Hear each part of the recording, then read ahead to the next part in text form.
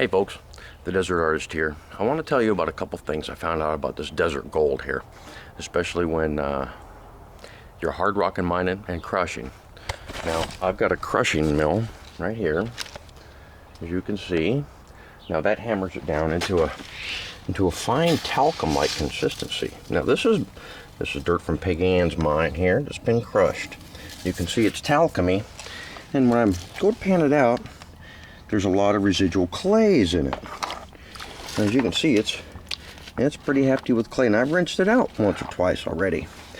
Now, I wasn't very impressed with the Blue Bowl concentrator.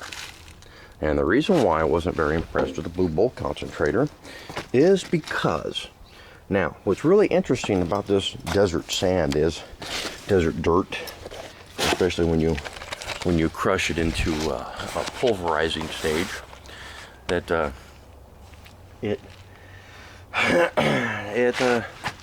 gets a lot of clay in it, a lot of red clay. Now what that does is that mixes with the water, and in the same respect that salty water can lift the body easier, so can dirty, clay-filled, salty, heavily polluted water with clay can actually lighten gold and the other materials that you want to get. Now, one thing I found out that's pretty handy in getting this desert gold is when you pan, you want to make sure that when you pan it, you get it into a smooth consistency of liquefaction. All right, let me see if I can get this. Yeah. Now you see how I'm chasing the water around like this. This is just doing it one-handed. I'm sorry, I'm doing this all by myself. Now I'm chasing that water around. Now, when you get it to that point, you see it raises up all this clay, right? Sorry. See, it raises up all this clay. Now, you want to let it settle down for a minute, say 5 or 10 seconds, before you let that water out. Because what that does is it lets the gold and all the fine heavies. Now you can see. Let me get this around here, because I want this to be really, really poignant and to the point. See that I've done a little experimentation here. Yeah, I've got it kind of mixed up here, and I've letting it settle, and I'm slowly pouring out the clay. Now, I'm letting in water, creating a little turbulence in there. It's getting, you can see the black sand right up there. See it? Little fine black sand. Right there. See it? It's starting to filter down. Now, this is all experimental, right? Now, I don't have a lot of geology skills and stuff. That's Behemoth Tech's thing. I'm just a guy who fucking has puts the stuff all together and kind of wonder, I got this questioning mind that always needs satisfaction, and it's got this little black dirt in here. Now, what we found is this little black dirt. This little black dirt contains platinum, palladium, gold, silver in microscopic, nanoscopic amounts. Now, they all add up. I used to deliver newspapers. You know, I only made a few pennies on each paper, but they added up after a while.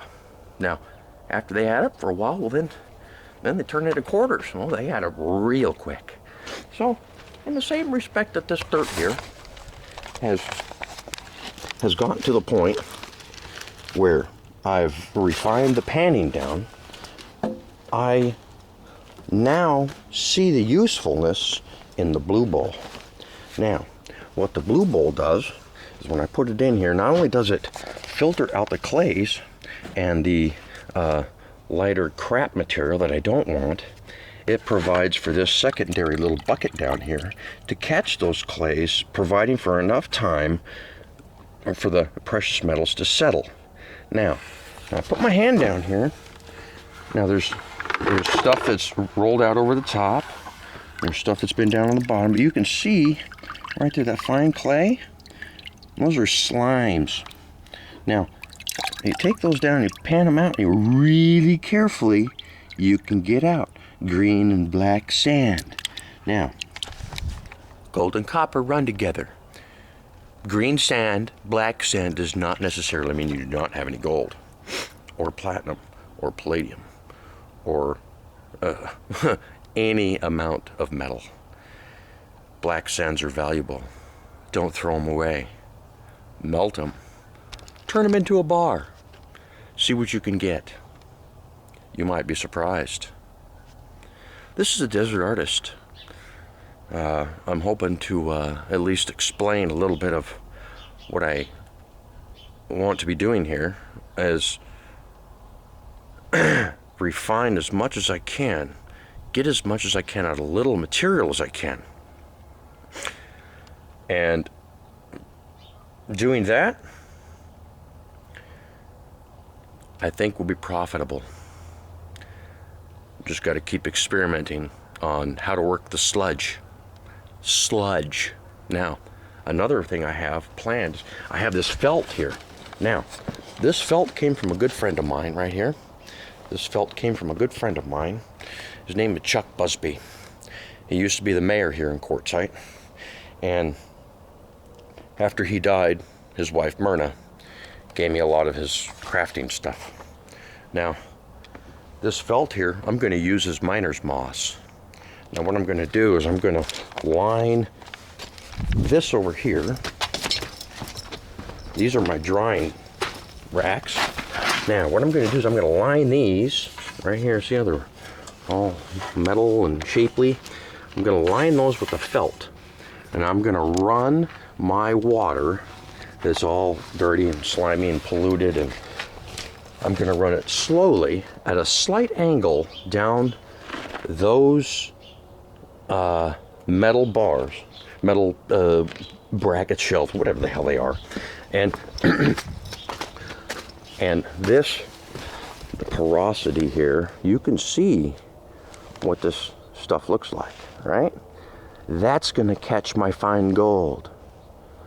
Right? Now in Africa, they're getting a lot of stuff from this stuff, and they're remining the gold mines down in Africa and using stuff like this, but they're using old carpet to recover gold. Guess what? I'm taking everybody's technology and putting it together, and I'm working it. I'm gonna make it. I'm gonna have a gold mine. I'm gonna try my damnedest to make it work. Hey, you guys have a great day. This is Desert Artist. Having a great day. Be safe.